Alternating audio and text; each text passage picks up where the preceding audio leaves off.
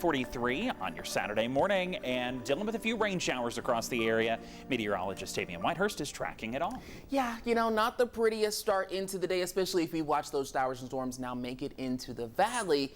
And that is something that we're going to be seeing for a lot of the day. But not everyone will be seeing this rainfall at the same time. So, of course, we started this morning with people only in the plateau seeing some of those showers and storms. Now we've watched that expand further off into the valley. And so what we're going to see from this point forward is this first round start to quiet down very so briefly as we get into kind of right around lunchtime. So if you've got some kind of brunch plans, some midday plans, I know a lot of people are kind of wondering what's going on with the farmers market maybe. Things like that you'll have to keep an eye on. We see a brief lull in activity as we get into that point.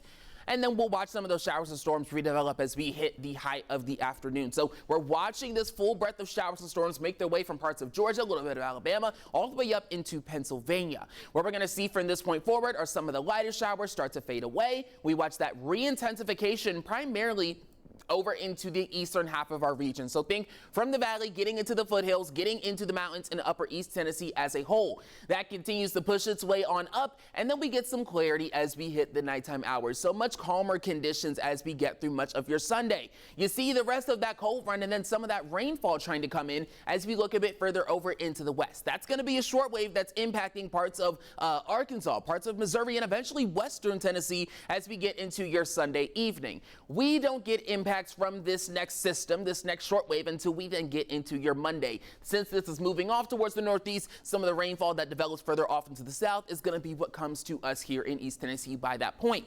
So up until about your Monday morning, we could be seeing rainfall upwards of an inch and some change, maybe like an inch and a quarter, with those higher totals that are going to be in higher elevations. You see, maybe around an inch as we look into the plateau, and then another inch or so as we look into the higher elevations of the mountains and the foothills. That's because, as you've seen on your satellite radar, that's where a lot of the heavier rainfall is sitting. We're just watching some of that get into the valley, but a lot of it hitting some of our more mountainous counties as well. So your weekend overall, even despite the rainfall that we're seeing for your Saturday, it's looking like a pretty decent one. I know you are seeing rain chances on your Sunday, but they're not to the degree that we're seeing right now like I just showed you. So Sunday is going to be a better opportunity to try to step outside, maybe get a couple activities, knock a couple errands out of the way, but it is going to be a tad muggy. We've got dew points in the 60s along with those temperatures getting into the lower 80s, so that's definitely something you want to keep an eye out for.